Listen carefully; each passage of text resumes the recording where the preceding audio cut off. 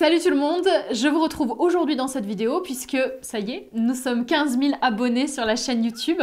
Alors je suis hyper heureuse de venir célébrer ce palier avec vous. Merci d'agrandir la communauté. Bien évidemment, bienvenue aux nouveaux sur cette chaîne. On va en profiter pour refaire une foire aux questions puisque la dernière remonte à il y a un petit peu plus d'1 an. Donc voilà, j'avais envie d'en refaire une. Comme d'habitude, vous m'avez posé vos questions, je vais y répondre aujourd'hui. Je commence par vous envoyer le plan avec le minutage et ensuite vous aurez mes réponses.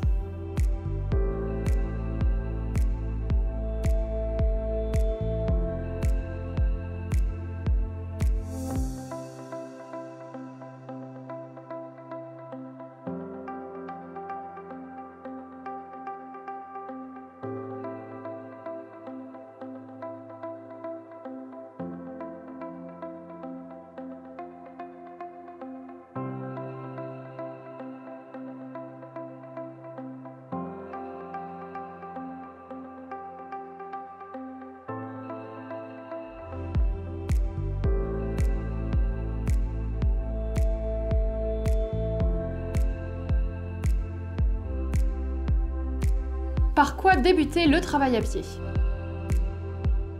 Alors je ferai un jour ou l'autre une vidéo à ce sujet parce que c'est vrai que c'est une question qu'on me pose très souvent, c'est un sujet qui est très récurrent et je le comprends parce que c'est vrai que c'est pas facile quand on est débutant de savoir quoi faire. Il y a plein de façons de commencer et il y a aussi plein de méthodes, donc je comprends qu'on soit un petit peu perdu.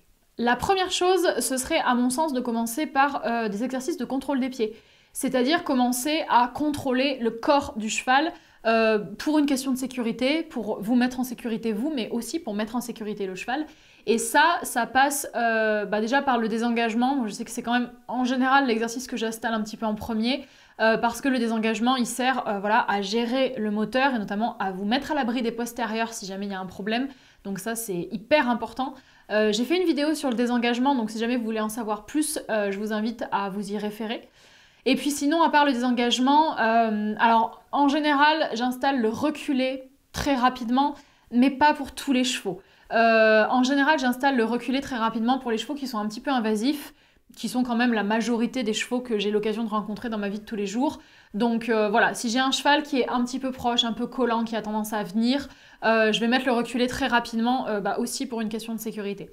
Par contre, je vais pas forcément le faire si jamais j'ai un cheval qui est très peureux, par exemple. Si c'est un cheval qui déjà a du mal à venir vers l'homme, c'est peut-être pas le moment de lui mettre un reculé tout de suite dans les premières minutes, parce que justement, il a déjà du mal à venir. Donc au contraire, un cheval qui est très peureux, qui a beaucoup de mal avec l'homme, lui, il vaudrait peut-être mieux installer le rappel pour justement qu'il apprenne à venir. Donc c'est comme tout, on s'adapte au cheval, mais en tout cas, voilà, je pense qu'il faut commencer quoi qu'il arrive par des engagements reculés, suivant comment est le cheval, et puis après, voilà, continuer sur les autres exercices de contrôle des pieds qui sont basiques, faire bouger les épaules, envoyer sur le cercle, cercler, arrêter sur le cercle, ça c'est bien, les flexions d'encolure aussi, c'est des super exercices. Donc voilà, je dis pas tout, mais en gros, voilà, les exercices de base de contrôle des pieds, c'est bien de les mettre en premier, je trouve. Une fois que le contrôle des pieds est validé, je trouve que c'est cool de passer après sur de la désensibilisation, parce que ça apporte plein de choses, ça permet de renforcer la confiance avec le cheval, ça permet aussi de travailler sur ses émotions, sur sa peur. Si on a un cheval anxieux, c'est hyper utile. Et la désensibilisation, c'est un peu infini en fait, hein. On peut le travailler avec tellement d'objets. Bien évidemment, l'idéal c'est de commencer avec des objets du quotidien, donc que le cheval n'ait pas peur du stick, de la cordelette, de vos mains, pouvoir le toucher partout, les mouvements désordonnés, ce genre de choses, ça c'est génial. Et puis après, on peut agrémenter avec tout. Alors les basiques, bâche, parapluie, spray, tout ça, mais après, voilà, c'est infini la désensibilisation, donc n'importe quel objet qui peut paraître intéressant, voilà, c'est sympa de faire une désensibilisation avec. C'est dans cet ordre-là que je trouve que ça a le plus de cohérence. Il y a beaucoup de méthodes qui font l'inverse, c'est-à-dire qui mettent la désensibilisation en 1 et qui mettent le contrôle des pieds en 2.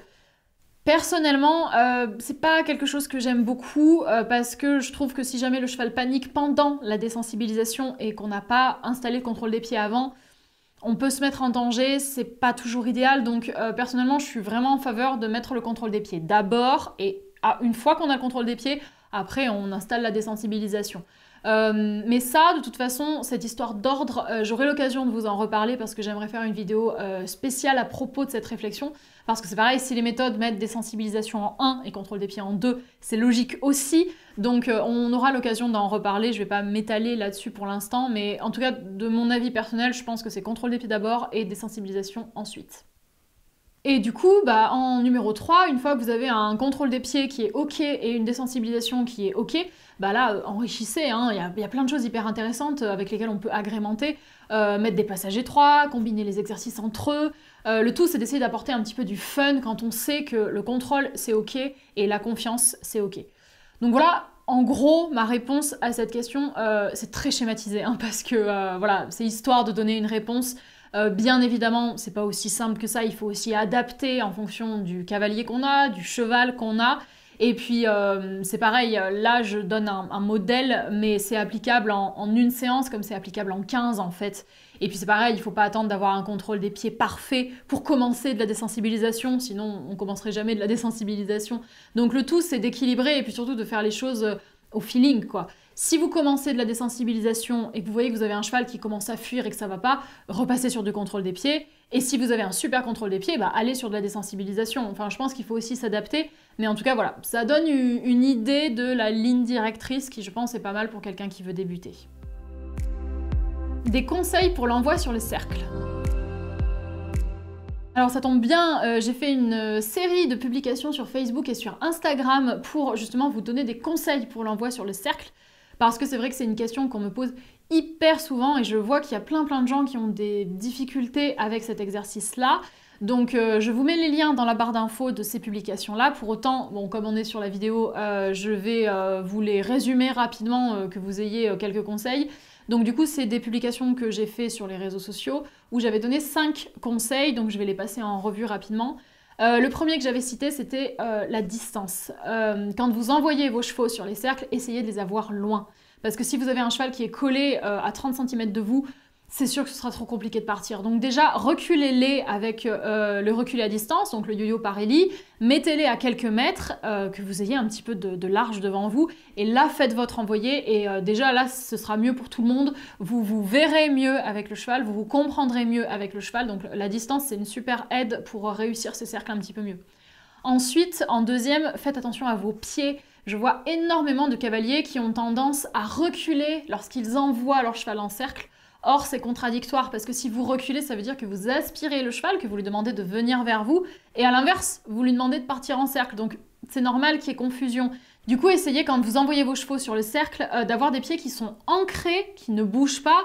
Alors, qui ne bougent pas, évidemment, vous pouvez avancer un petit peu, vous pouvez faire des pas sur le côté, mais essayez surtout de ne pas reculer pour que le cheval n'ait pas confusion avec l'aspiration et ne vienne pas sur vous. Donc ça, c'est hyper important. Troisième conseil, ce serait de surveiller la première foulée du cheval, c'est-à-dire quand vous l'envoyez sur le cercle, vraiment le premier pied qu'il bouge, comment est-ce qu'il le bouge? S'il le bouge en avant, droit, en général c'est que c'est pas bon, c'est qu'il va venir coller et qu'il n'est pas dans une dynamique de cercle. En revanche, si son premier pas, c'est une épaule qui s'écarte et qui va vraiment sur le côté, là on est dans ce qu'on cherche, puisque le cercle c'est ça en fait, le cercle c'est s'écarter et partir sur le cercle. Donc regardez votre première foulée, si vous avez un pas qui vient droit sur vous, c'est pas bon, par contre si ça s'écarte, c'est bon.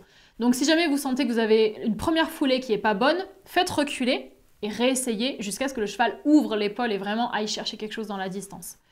Après, en quatrième, vous pouvez faire attention à votre regard. Pareil, je vois plein de cavaliers qui envoient sur le cercle et en même temps ils regardent les hanches.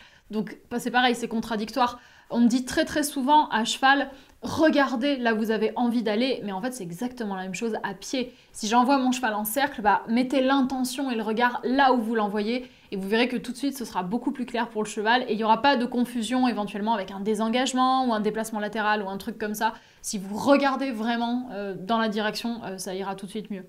Donc voilà, et dernier conseil, j'avais cité la décomposition qui pareil est quelque chose d'hyper important.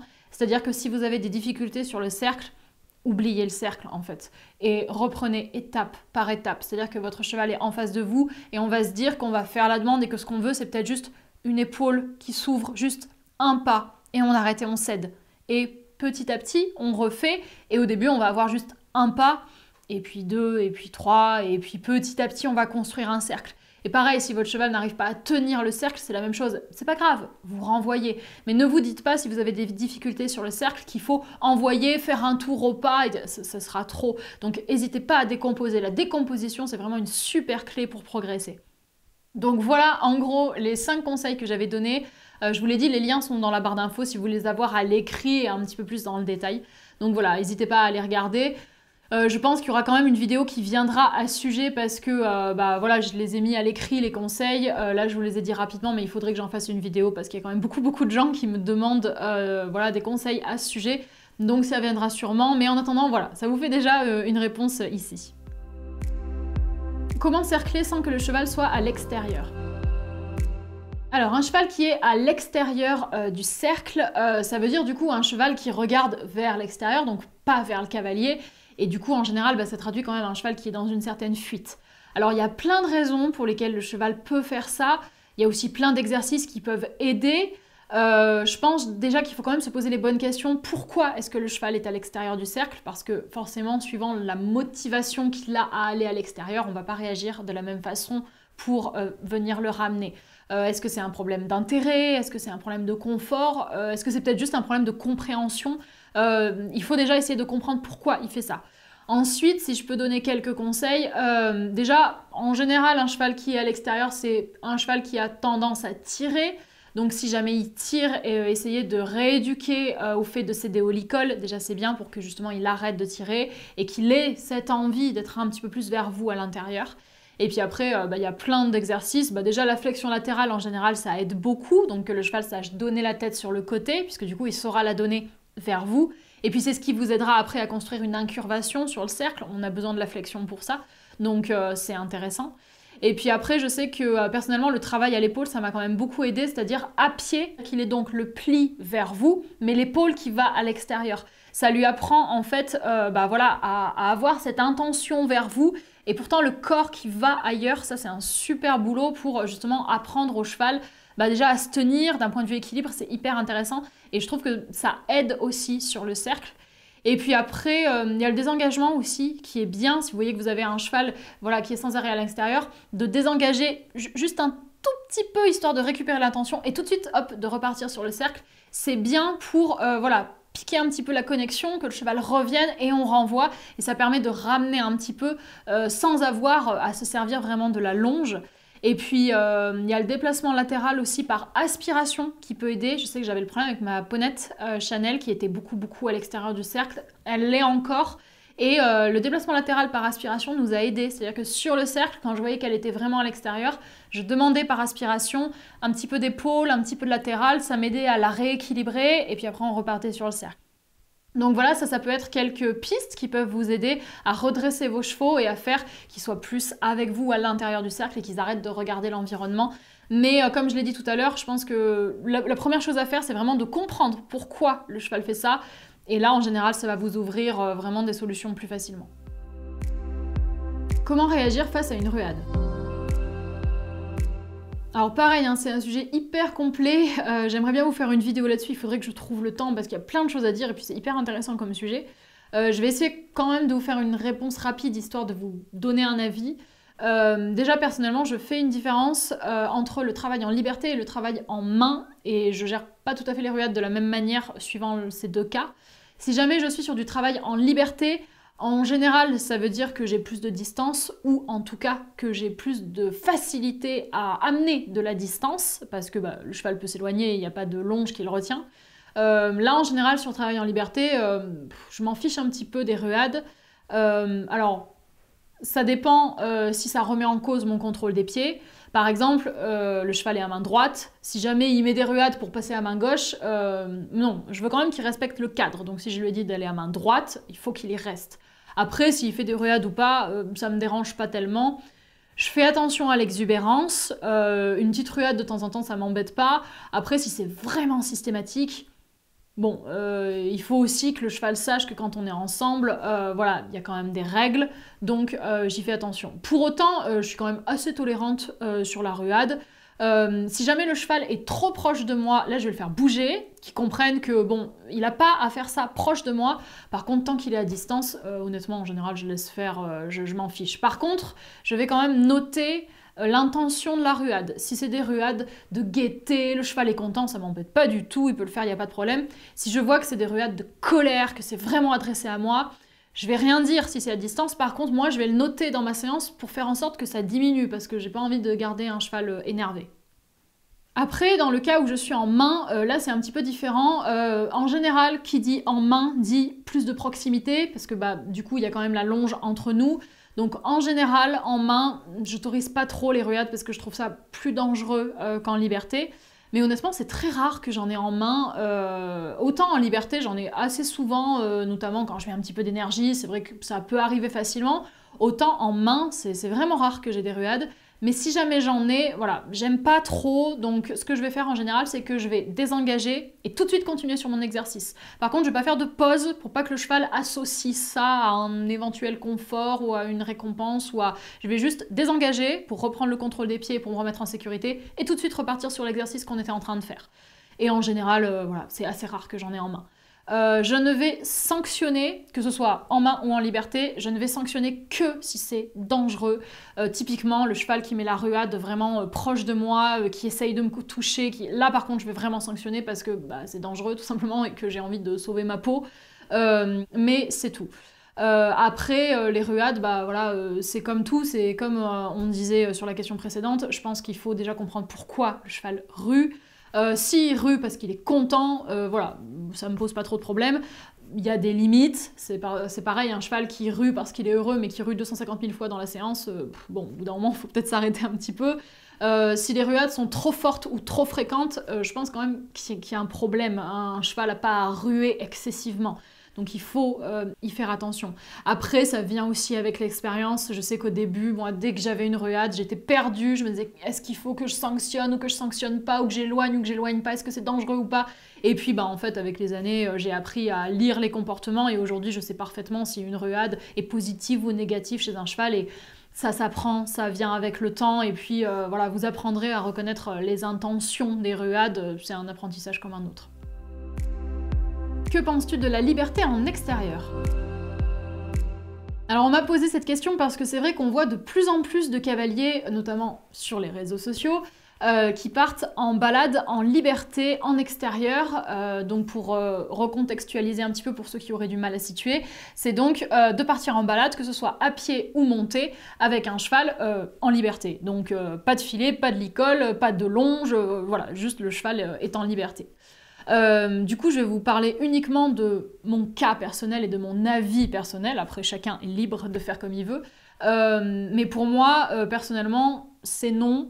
Tout simplement parce que je trouve que la liberté en extérieur, c'est juste trop dangereux. Je comprends que ce soit une idée qui puisse séduire et faire rêver, parce que c'est vrai qu'il y a ce mythe voilà, de la connexion avec son cheval, avec la liberté totale. Donc je comprends l'intention. Pour vous donner une comparaison avec moi, par exemple, ce que je pratique, alors mes poneys n'ont pas un niveau exceptionnel en liberté, hein, mais ça m'arrive de bosser un petit peu en liberté lorsque je suis en dehors des installations, donc c'est-à-dire hors carrière, ronde, longe et manège. Ça m'arrive avec Chanel, la DAC pas du tout, parce que la DAC je sais que j'ai pas assez de contrôle, mais Chanel ça m'arrive. Donc voilà, je la travaille en liberté à l'extérieur, mais je reste toujours dans l'enceinte de mon écurie. C'est-à-dire qu'on est vers les box, on est sur le petit chemin qu'on a au milieu de l'écurie, mais on est vraiment dans l'enceinte de l'écurie et on ne passe jamais les portails qui nous mettent vraiment à l'extérieur. Et c'est vraiment une limite pour moi. Je fais ça parce que c'est vrai que j'aime bien de pouvoir tester est-ce qu'elle reste connectée dans un environnement plus riche, parce que voilà, il y a les box, il y a des seaux avec du grain, il y a du foin, il y a des congénères. Donc j'aime bien regarder si je suis capable de la tenir en liberté avec ces conditions-là et ça se passe bien et c'est cool, mais c'est vrai qu'en général, je le fais quand même avec une longe à portée de main ou quelque chose comme ça. Mais quoi qu'il arrive, je sais que si jamais j'ai un problème dans ces conditions-là, je sais que si elle part, elle va partir soit au pré, et il se trouve que le pré de mes poneys est au milieu de mon écurie, donc elle va pas aller bien loin. Sinon, elle va aller au foin, pareil, le tas de foin est pas loin, ou sinon au pire, elle va essayer d'aller voir son troupeau, et c'est pareil, il est pas loin. Donc il n'y a vraiment pas de risque pour qu'elle aille ailleurs. On a quand même une écurie qui est un peu isolée. Si elle va sur la route avec les voitures, bon, faut qu'elle fasse un petit peu de chemin, donc c'est assez improbable. Donc c'est le seul contexte hors installation où je me permets de travailler un petit peu de liberté avec elle parce que je sais que je la contrôle suffisamment et que même si elle a peur d'un truc, elle risque rien, je sais qu'elle va rester dans l'enceinte de l'écurie, c'est sûr à 2000% parce que c'est un cheval et qu'elle va là où il y a des ressources voilà, à ses yeux et c'est la nourriture, les congénères, la sécurité et tout est dans l'enceinte de l'écurie. Donc c'est tout. Par contre, voilà, dehors, ça m'est jamais arrivé et je ne dépasse pas le portail parce que je trouve que le contexte voilà, n'est pas assez sécurisant et que c'est trop dangereux.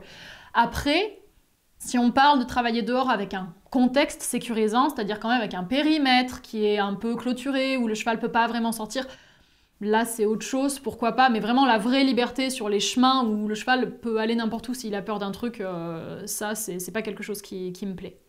Je pense qu'il faut avoir conscience que même le cheval le mieux dressé du monde, ça reste un cheval en fait. Et il peut avoir peur, même sans que lui fasse le choix, je reste avec mon humain ou je quitte mon humain. Enfin, au bout d'un moment, un cheval c'est un animal, il a des réactions qu'on ne peut pas toujours anticiper, qu'on ne peut pas toujours contrôler, que même lui ne peut pas gérer lui-même. Donc personnellement, j'ai pas envie de risquer ma vie ou de risquer la vie de mon cheval pour quelques secondes de complicité, entre guillemets, de liberté en extérieur. En plus, je trouve que ça veut rien dire parce que la complicité... est-ce que c'est parce qu'on arrive à balader son cheval en liberté qu'on a vraiment de la complicité ? Je suis pas sûre, et puis je trouve le risque trop grand en fait. Je trouve qu'il y a plein d'autres façons de prouver, entre guillemets, sa complicité avec son cheval, si c'est vraiment ça qu'on recherche. Même juste, voilà, dans un rond de longe, on peut faire des choses exceptionnelles. Donc pour moi, je trouve qu'il n'y a pas besoin d'aller chercher quelque chose d'extrême comme ça, où on risque littéralement la vie du cavalier et la vie du cheval. Et bien sûr, n'oublions pas non plus la sécurité des autres, parce que si jamais on a un problème en extérieur avec un cheval en liberté, il y a aussi un risque pour mettre en danger la vie des autres, et ça c'est ultra important d'en avoir conscience. Si jamais votre cheval se sauve parce qu'il a eu peur de quelque chose par exemple, et qui crée un accident, qui fait des dégâts matériels, ou pire, qui cause une blessure à quelqu'un, c'est le cavalier qui sera responsable. Il y a aussi des problèmes d'assurance lorsqu'on pense à ces sujets-là, et ça va bien au-delà de la simple question de se faire plaisir en lâchant son cheval en liberté parce qu'on en a envie. Ça rejoint par exemple le sujet des chiens. D'après la loi, on ne doit pas laisser divaguer un chien sur la voie publique, il faut qu'il soit tenu en laisse. C'est exactement la même chose avec le cheval, et c'est même pire parce que c'est encore plus dangereux qu'avec un chien. Donc à mon sens, ça vaut clairement pas le coup de tester ce genre de choses, sachant les risques qu'il y a pour nous, pour le cheval et aussi pour les autres. Après, c'est mon avis, libre à chacun de faire ce qu'il veut, voilà. Chacun son chemin, il n'y a pas de problème avec ça, je suis très respectueuse de ce que font les autres, mais en tout cas, voilà, moi, la liberté en extérieur, c'est non, je passerai jamais le portail de mes écuries avec mes poneys en liberté, ils resteront toujours, voilà, vers les box, vers le pré, là où je sais que même s'ils ont peur et qu'ils partent, voilà, ils iront pas bien loin, ils resteront en sécurité. Ton avis a-t-il évolué sur le join-up ? Alors en 2016, j'avais fait une vidéo sur le join-up de Monty Roberts, et c'est vrai qu'on en a pas mal parlé depuis, que ce soit dans les commentaires ou même juste en me posant des questions sur le join-up.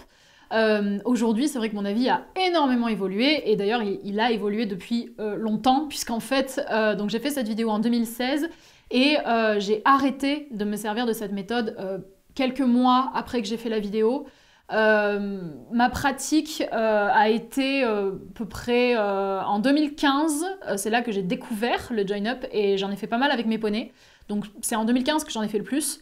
J'en ai fait un petit peu en 2016, justement là où j'ai fait la vidéo, mais c'est quelque chose que je faisais moins que l'année précédente, et les derniers que j'ai fait c'était en 2017, et honnêtement en 2017 j'ai dû en faire quelques-uns, mais j'en ai vraiment pas fait beaucoup, et après j'ai arrêté et j'en ai plus fait. Donc en fait ça fait plus de 4 ans que j'en ai pas fait, et je m'en sers plus du tout, j'en ai plus du tout le besoin, et c'est plus du tout quelque chose qui m'attire. Pour autant, j'ai absolument pas un avis tranché sur cette méthode, je trouve pas que ce soit nul, je trouve pas que ce soit extraordinaire, c'est quelque chose qui m'a appris à un moment, qui m'a apporté des choses à un moment, et je le regrette pas, parce que c'est aussi pour ça que j'en suis là aujourd'hui, parce que j'ai utilisé certaines méthodes à des moments. Mais en tout cas, voilà, aujourd'hui, je l'utilise plus parce que c'est une méthode qui a des failles. Et puis au-delà de ça, en fait, j'en ai plus besoin. J'ai pris en niveau, et j'ai d'autres méthodes qui me conviennent beaucoup mieux, donc je l'utilise plus du tout. Je vais pas vous expliquer plus que ça ma démarche et ma réflexion à propos du join-up parce qu'il y a beaucoup de choses à dire. Honnêtement, je prévois une vidéo dédiée à ce sujet, mais je vous avoue que ça fait plusieurs années que je suis sur le script et que j'ai du mal. C'est une vidéo qui est difficile à réaliser parce que j'aimerais y parler de mon expérience personnelle, donc bon, ça c'est facilement réalisable, mais j'aimerais aussi parler du join-up en général. Et c'est compliqué parce que c'est un sujet qui déchaîne les passions des cavaliers dans les deux sens du terme, soit parce que les gens détestent ça et vraiment c'est fusillé, soit à l'inverse parce qu'ils adorent et ils sont adeptes de cette méthode. Et je trouve extrêmement compliqué de se documenter sur le join-up de manière neutre. Et du coup, j'ai besoin de me documenter pour faire cette vidéo-là et pour apporter aussi des éléments objectifs. Et c'est super dur. J'ai trouvé certaines études scientifiques, mais pas toutes. J'aimerais avoir plus de matière. Mais voilà, c'est compliqué à réaliser. Donc c'est une vidéo qui arrivera, parce que j'aimerais vraiment la faire, j'y tiens, mais j'ai du mal à trouver des sources pour construire voilà, ma réflexion et mon script. Si jamais vous trouvez des sources qui sont scientifiques et qui sont objectives, ça m'intéresse. N'hésitez pas à me les envoyer pour que ça m'aide à avancer. C'est aussi pas évident pour moi parce que je parle pas du tout anglais, donc il faut que je traduise des choses, voilà, c'est vite galère. Mais bon, c'est une vidéo qui arrivera, j'aimerais vraiment la faire, je bosse dessus depuis longtemps, j'ai du mal à la clôturer, mais j'espère qu'un jour ça arrivera. Mais en tout cas, pour vous donner une réponse en résumé pour l'instant, non, c'est une méthode que je n'utilise plus depuis des années maintenant. Non, je ne conseille pas de l'utiliser non plus, je pense qu'il vaut mieux se tourner vers d'autres méthodes qui sont plus faciles à appliquer, plus faciles à apprendre, et puis où on prend moins de risques, et puis voilà, qui sont plus adaptés tout simplement. Donc le join-up, voilà, je conseille plutôt de le mettre de côté, mais on aura l'occasion d'en reparler dans cette future vidéo qui arrivera un jour. Y aura-t-il d'autres vlogs ? Il y a 2 mois, j'ai sorti le premier vlog sur Animaiki, et depuis vous avez été très nombreux à m'en réclamer d'autres, que ce soit en commentaire ou via des messages privés. Mais je sais pas encore s'il y en aura d'autres ou pas, parce que le vlog, je trouve que c'est quand même un format qui est assez délicat. D'un côté, parce qu'il y a quand même une certaine facilité, ça me demande vraiment moins de boulot que d'autres vidéos, parce qu'il n'y a pas besoin de faire de script, il n'y a pas besoin de se documenter, il n'y a pas besoin de faire des analyses qui soient poussées, il n'y a pas besoin de montage de fou avec des ralentis, des zooms, donc c'est assez basique. Et en même temps, il y a aussi des inconvénients. Déjà, j'ai pas le matériel adapté pour. Il me faudrait du matériel beaucoup plus léger et voilà, il faut investir, c'est pas évident. Et en même temps, c'est vrai qu'avec le vlog, je trouve qu'il y a quand même vite le risque de proposer un contenu qui soit pas forcément très intéressant. Donc je sais pas trop. En soi, dans l'idée de refaire des vlogs, oui, pourquoi pas, parce que voilà, comme je dis, il y a cette certaine facilité de le faire. En tout cas, je suis sûre que vous aimez, puisque ça a eu l'air de vraiment vous plaire. Mais après, j'ai aussi envie quand même que ça colle à la ligne éditoriale d'Animaeki et de faire comme le premier que j'ai sorti, c'est-à-dire qu'il y ait quand même un côté intéressant et pédagogique dedans. Parce que si c'est juste pour montrer que je vais chercher mon cheval au pré, je lui fais un pansage et puis je le remets au pré et gratouille, y a plein d'autres youtubeuses qui le font super bien, elles le font beaucoup mieux que moi et j'ai pas besoin en fait d'apporter un contenu qui sera le même que le leur, ça fera doublon, c'est bête. Animaeki a pas cette ligne édito là, donc voilà. Du coup, j'en referai peut-être si voilà, il y a vraiment un contenu pertinent, je sais pas moi, une journée avec plusieurs chevaux d'affilée, à la rigueur, pourquoi pas, donc j'y réfléchis, c'est pas impossible, mais voilà, comme je l'avais dit dans le premier vlog, de toute façon, je le fais vraiment au feeling, si un jour ça me prend et que j'ai envie d'en refaire un, je le ferai, et sinon, peut-être pas, on verra bien.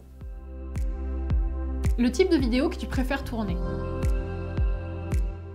Je pense que ça reste quand même les tournages avec les professionnels, parce que c'est quand même des expériences de fou. Enfin, à chaque fois que je suis avec des pros, vraiment, je passe des journées incroyables. Alors, en même temps, c'est aussi les tournages qui sont les plus stressants, parce que c'est vrai qu'il y a quand même plus d'enjeux, il y a plus de contraintes que quand je me filme toute seule dans un rond de longe et que je fais ce que je veux. Il y a souvent plus de pression, mais ça reste quand même les moments avec le plus de partage, où j'apprends le plus, où je me sens le plus comprise aussi. Donc voilà, c'est juste génial et c'est vrai que c'est quand même les moments les plus précieux pour moi quand je peux échanger avec des gens qui ont une compétence incroyable, une passion incroyable aussi et qui sont hyper intéressants, quoi. Ton avis sur l'évolution du monde équestre? Alors j'ai appris à être optimiste, donc du coup je vais forcément avoir un avis positif. Je pense qu'on a quand même beaucoup évolué avec les chevaux.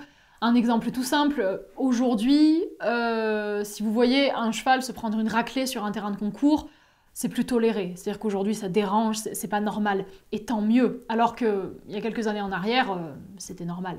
Donc les mentalités changent et c'est super. Les cavaliers s'ouvrent et je pense qu'on peut vraiment dire merci à l'équitation éthologique et puis merci aux scientifiques aussi parce que voilà, la sensibilité animale, le bien-être animal, c'est de plus en plus important et c'est absolument génial. Après, je sais aussi qu'il y a beaucoup d'endroits et beaucoup de gens qui ne changent pas, qui continuent à avoir un rapport au cheval qui est archaïque et violent. Je pense que c'est d'autant plus compliqué parce que le cheval induit quand même des enjeux financiers qui sont conséquents, qui sont bien plus conséquents que n'importe quel autre animal. Donc, c'est pas évident. Je pense que c'est quand même important de garder espoir parce que il faut continuer chaque jour d'essayer chacun un petit peu de faire sa part pour que ça avance et c'est en avançant individuellement, même si c'est à petite échelle, qu'on arrivera à aider les chevaux partout à terme et on est de toute façon dans cette dynamique, donc c'est très bien. Pourrais-tu travailler des chevaux d'abonnés? Alors déjà avec le contexte sanitaire actuel, c'est difficile de faire des projets. Après, dans l'idée, oui, bien sûr que ça me plairait. J'adorerais pouvoir me déplacer pour rencontrer des abonnés, leurs chevaux, qu'on puisse échanger ensemble, manipuler ensemble. Ce serait vraiment top, ça c'est sûr. Après, est-ce que ce serait faisable? Je sais pas, il faut aussi avoir conscience qu'il y a certaines réalités. Quand je me déplace pour un cheval et que je donne du temps, bah, mine de rien, j'engage quand même des frais. C'est du temps que je passe pas à travailler pour mes micro-entreprises et à me rémunérer aussi. Je peux pas me faire payer parce que je suis pas pro, donc voilà, c'est un petit peu délicat, mais c'est sûr que oui, j'aimerais le faire. Quand la crise sanitaire sera finie, peut-être que ça nous ouvrira à des choses, j'aimerais pouvoir faire plus de choses. Je vous en avais déjà parlé, mais j'avais eu pour projet, juste avant que la crise sanitaire commence, de pouvoir peut-être faire venir des abonnés dans mon écurie et qu'on pratique ensemble, ce serait vraiment génial. Donc il y a des envies que j'ai, c'est sûr, j'aimerais mettre plus de choses en place. Donc je vais essayer, à voir à l'avenir comment ça se passe. Déjà, on va attendre que la crise sanitaire soit terminée. Mais en tout cas, c'est sûr que oui, j'aimerais développer Animaiki de plus en plus et je le ferai autant que mes moyens me le permettront. Et ça y est, nous y voilà, on est à la fin de la foire aux questions. Alors merci beaucoup de m'avoir posé vos questions. J'ai pas pu répondre à tout le monde. Pour ceux qui n'ont pas eu de réponse, n'hésitez pas à me les reposer, que ce soit en commentaire ou en message privé. Je prendrai le temps de vous répondre comme je réponds à tout le monde à chaque fois individuellement. Donc voilà, n'hésitez pas. En tout cas, merci beaucoup pour votre soutien. Je suis vraiment heureuse qu'on soit arrivé aujourd'hui au palier des 15 000 abonnés. J'espère qu'on aura encore plein de paliers comme ça à célébrer ensemble. J'espère surtout qu'Animaeki continue de bien jouer son rôle auprès de vous, en vous aidant avec vos chevaux et en vous apprenant des choses. Et puis en attendant, n'hésitez surtout pas à continuer de vous abonner et de liker et de commenter pour agrandir la communauté. Si jamais vous voulez soutenir le projet, vous pouvez faire un don sur Tipeee. Vous avez tout dans la description. Si jamais vous voulez aussi suivre Animaeki sur Facebook, sur Instagram, c'est pareil, c'est dans la description. Et je vous rappelle qu'il y a aussi le site avec notamment le répertoire des vidéos. Toutes les vidéos sont listées, c'est plus facile pour vous y retrouver. Vous avez les 200 vidéos avec les liens. Donc n'hésitez surtout pas à aller faire un tour sur le répertoire sur le site pour découvrir des vidéos que vous avez manquées. Et je vais donc vous laisser là pour aujourd'hui. Encore merci pour les 15 000 abonnés et on se retrouve très bientôt pour une prochaine vidéo. Prenez soin de vous.